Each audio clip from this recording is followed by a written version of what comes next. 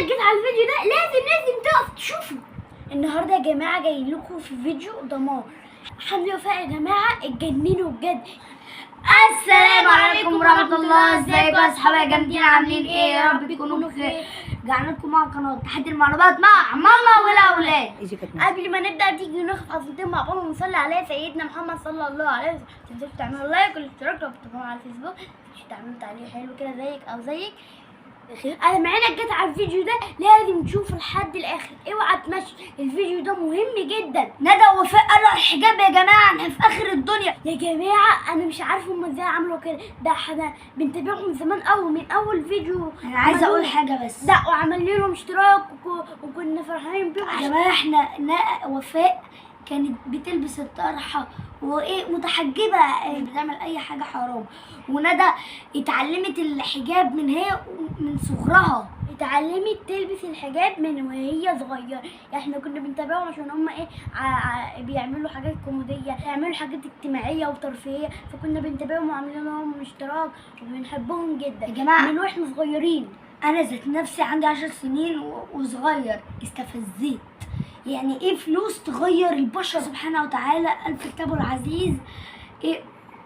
ان الفلوس ديت زينه، يعني زينه. ماشي. ربنا سبحانه وتعالى قال في كتابه العزيز المال والبنون زينة حياة الدنيا. يا جماعه احنا في زمن تاني خالص، القيامه بكره ولا ايه؟ يا جماعه انا ده كحمزه عندي 8 سنين 8 سنين ونص وداخل في 9. استفزيت قوي منهم، لغيت لهم الاشتراك. يعني ايه يعني ايه الفلوس تغيرها لمجرد ان هم ايه لا الحجاب بتاعهم، وندى تقلع الحجاب وندى تبين نص ووفاء تبين نص شعرها. يعني ايه يا جماعه؟ واحده تقول لها ايه؟ تقول لها انا عارفه ان انت هترجعي للحجاب تاني، انت شكلك حلو بالحجاب على فكره. تقول لها مش مهم الحجاب، المهم انها مرتاحه كده، تقوم مبينه رقبتها. حتى بصوا كده يا جماعه. انا لو في مره امي جت ايه وقالت لي انا هقلع الحجاب بقى وانزل صورتي على النت وابين شعري واتبرك، انا لو سبتها كده ابقى راجل ديوس. كلكم عارفين يعني ايه ديوس، ما بالك مراتي؟ ده انا لو فكرت تعمل كده هديها بالقلم. خساره فيك كلمه راجل اصلا. انت ولا تيجي حتى ولد. انت مكتوب بس في الشهاده بتاعتك ذكر بس مش راجل، ما تجيش ذكر اصلا. وكمان يا جماعه ما كفاش ان هو ايه نخلي بنته تقلع الحجاب ومراته تقلع الحجاب، لا ده خلى بنته ندى تلبس بشورت وبنطلون وتيشيرت بنص كم مبينه دراعتها ورجليها. كمان يا جماعه ما كفاش كده وبس، عمل الصفحه بتاعته بايرادات. يعني اللي عايز يدخل يشوف فيديوهاتهم وهم قالعين الحجاب بفلوس ب 370 جنيه كده، 375. استفزيت منهم جدا يا جماعه. انا بقيت بكرههم يا جماعه، انا ما بحبهمش. كنت زمان بحبهمش بقيت بكرههم. واحنا طالعين دلوقتي في الفيديو ده عشان ايه نعمل حمله لكل المشترك عنده يلغي الاشتراك حالا. انا عايزه اقول حاجه. ايه 370 جنيه ده؟ انت رخيص قوي قوي. يعني ايه تخلي مراتك وعيالك يقلعوا الحجاب و370 جنيه؟ وربنا يا جماعه انا مش عارفه اقول ايه. انت قلعت الحجاب ووافقتي على ان انت تدخلي النار اصلا؟ انت ما تعرفيش النار دي ايه.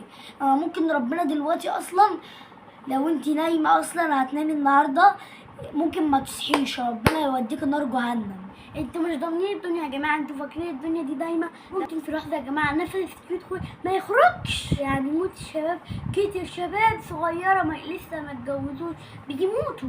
انتوا بتحاربوا مين؟ انتوا بتحاربوا كده، بتحاربوا ربنا عشان الفلوس اللي ربنا اداها لكم وبيديها لكم. ممكن ربنا يشيل الفلوس منكم. انتوا عارفين ربنا سبحانه وتعالى قال ايه زينة في كتابه العزيز عشان حاجه مش حقيقيه يا جماعه، مجرد كماليات. انا بقى اوجهها لحمدي، انت مفكر نفسك هتعيش خالد في الحياه؟ مفيش حد مخلد فيها. انت فاكر اصلا يا حمدي ان انت ايه هتاخد خدتك معاك في القبر؟ الجنه دي احسن من اي حاجه، احسن ما تقلع الحجاب، احسن من الفلوس، احسن من اي حاجه. مفكرني بطلع لك اعمل لك بس فيديو عشان اانبك واخليك ترجع تاني؟ لا يا حبيبي خالص، ده انا بس بعمل حمله عشان كل اللي مشترك كل اللي مشترك يبطل يلغي الاشتراك، يلغي اللايك، يلغي المتابعة، يلغي اي حاجة على الفيسبوك. بقول لكل الناس مش ليك انت، لكل الناس. اللي بيفكر بس يعمل زي حمدي وفاء ده صدقني هتندم. بصوا كده يا جماعة، حمدي قبل وبصوا بقى حمدي بعد. ماشي، شفت انت كنت فين وبقيت فين؟ انت مفكر نفسك يا حبيبي لما تقلع بنتك ومراتك الحجاب، انت مفكر كده دي ترند وهتعمل الرشاد وهتعمل كل ده؟ لا، انت شوف قناتك بقت فين ونزلت لحد تحت. يعني شوف قناتك كانت وصل كام وبقت كام دلوقتي. انا نفسي تشوف الفيديو ده، نفسي. انا عايز بقى كل انسان بيشوفني في قلبه نخوة يلغي الاشتراك لحمدي، عار على المصريين، مش وجه مشرفة لمصر. كده هتبقى عار على المصريين. واحنا اسفين ان احنا طولنا عليكم، انا بس استفزيت وطالع اقول لكم رسالة، يعني مش حاببكم انتوا كمان نوصل لكم رسالة يعني، وعايزين كل واحد عامل اشتراك لحمدي يلغيه بسرعة ومتابعة واي حاجة على اليوتيوب، على الفيسبوك، على انستا، على اي منصة، على تيك توك، يلغي كل المتابعة والاشتراكات واللايكات. ولو وصلتوا معانا لحد هنا وما عملتوش لايك ولا اشتراك انتوا كده مش من الوحوش. الفيديو ده يا جماعة لازم تحطوا لنا لايك وتعمل لنا تعليق 1 و2 و3. لازم صوتنا يوصل في كل مكان، لازم الفيديو ده يوصل لحمدي بالذات. ما تستقلش بنفسك. انت لو انت مفكر ان انت هتقف انت لوحدك بس هتعمل لا، انت لو انت قلت انا هبدأ الاول وغيرك واحنا وغيرك وغيرنا يعني واحد بيعمل حرب مع اللي خلقك وانت تقف عادي كده؟ لازم يبقى ليك دور وتقف مع ربنا سبحانه وتعالى. بالظبط كده، لازم يبقى ليك دور عشان دي حرب مع الله سبحانه وتعالى. فانت هتقف في صف مين، الله ولا الراجل دوت؟ بس كده يا جماعه، احنا كده خلصنا الفيديو يا جماعه، ويا رب يكون عجبكم وبحبكم قوي. وسلام. لايك.